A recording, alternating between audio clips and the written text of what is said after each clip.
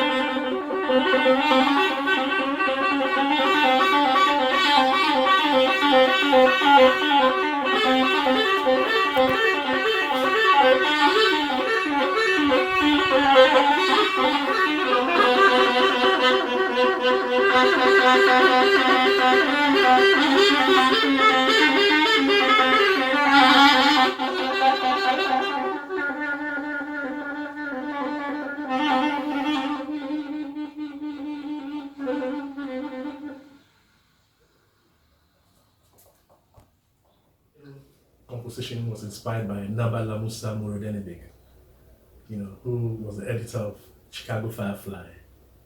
He's from Burkina Faso, actually, And when he got to America, he asked me to write a column for his magazine, Chicago Firefly.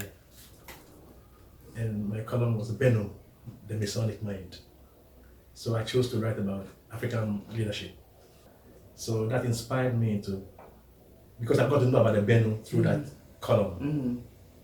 So, it being a regenerative bed, I thought, okay, that's got sounds. So I can use my instruments also as part of that Bennu sound.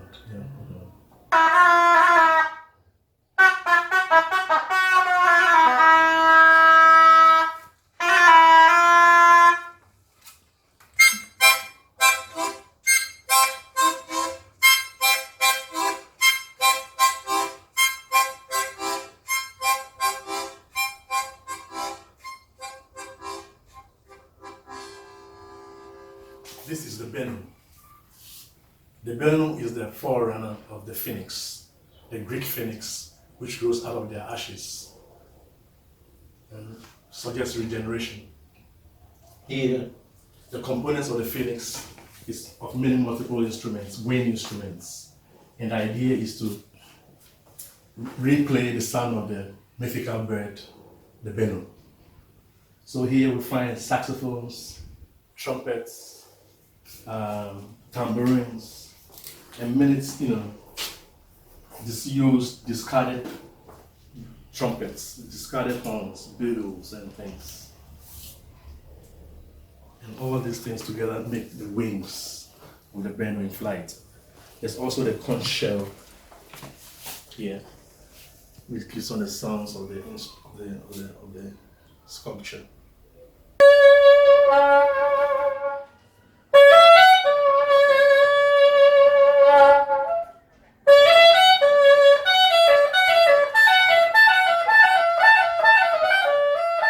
Well, Daddy Krama started off as one of those groups which perform more regularly at the Africa Center, Africa Center in the center of London at the time, Well, Daddy Krama actually was defined essentially as ancestral music of Africa, to give you the idea of what the group does.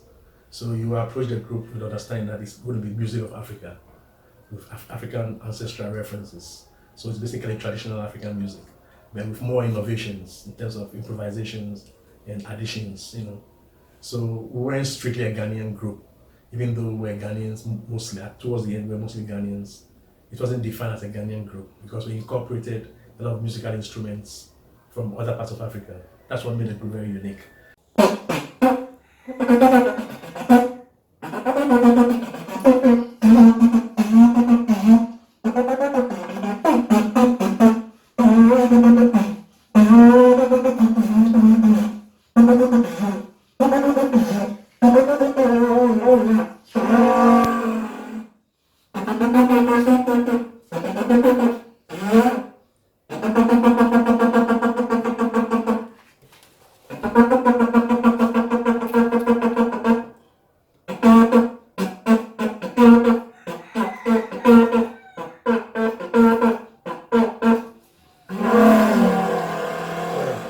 Phased out in London because I came to Ghana around 1988.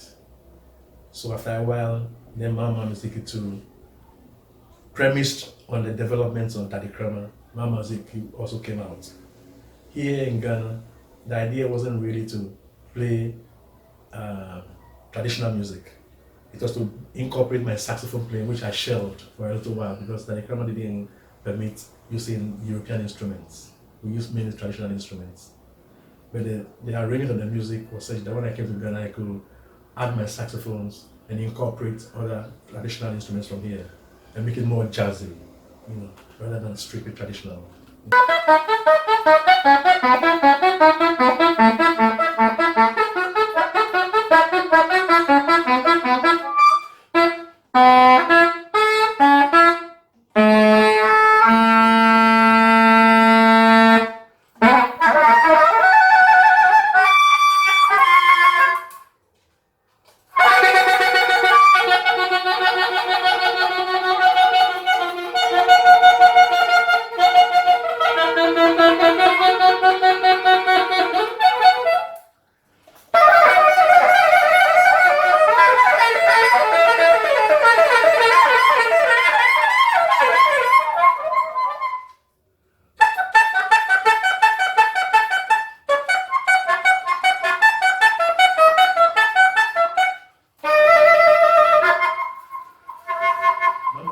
Played mostly around the Du Bois Center, and visiting groups came, like Pharaoh Sanders came. When we formed Nii Noi Nortey, to test its validity, we took it to Ghana to assess it, So we went and did 2 performances in its farm, the African Heritage Library. And to be assessed by Ghana and to be ratified by him really confirmed to us that we were on a good path, So that was very good for us. We were quite influenced by him and his music. And occasionally we were invited to come and play alongside him.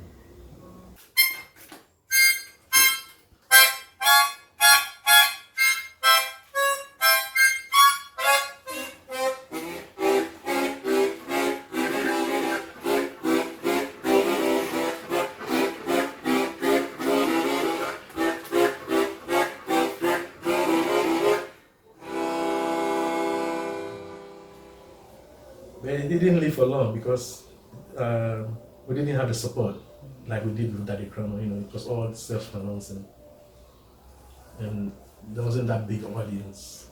It's an occasional audience when visitors came, or when there was an event at the Du Bois Center, like Reef Lane, and public lectures and those things. We played those kind of events because our music reflected more of the Pan-African thing than strictly traditional things. Yeah. Okay.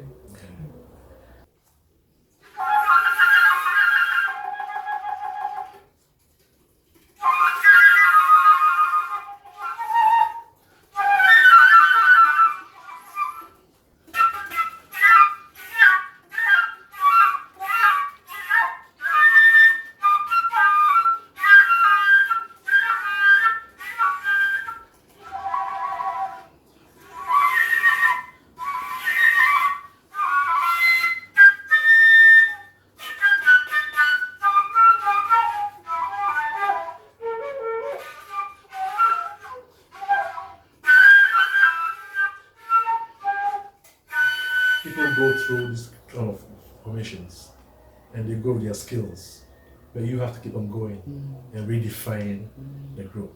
So we moved on from Mama Music to African Sound Project, which is essentially the same idea, but different personnel and different slight deviations from the styles, But essentially, I think what Mama Music was the core of all the subsequent groups that I played in, because that's already been defined from the Daddy Krama period, and there was a continuity. You have to ensure that there's a certain continuity in terms of musical styles, so you don't break off too fast. later, then more improvisations came in, solo performances. That is when you deviate from the group concept a little bit. Yeah.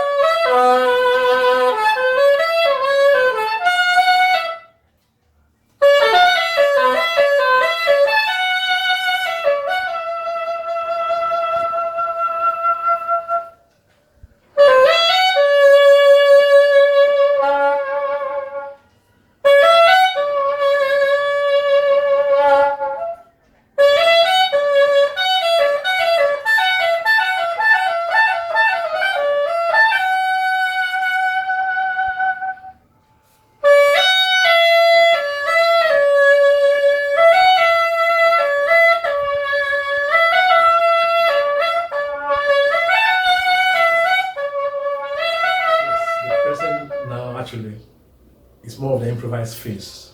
But for the past 15 years, we've been collaborating with Stephen Feld, the American anthropologist and musicologist.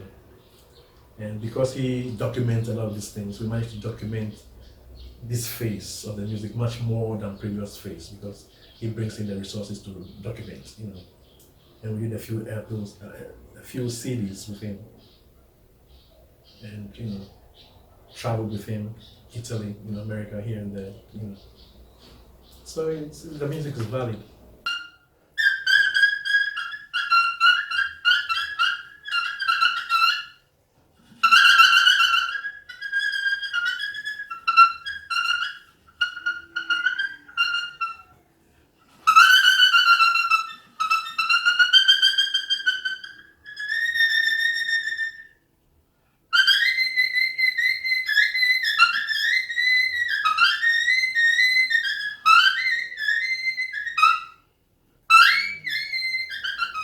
So that is an important phase too.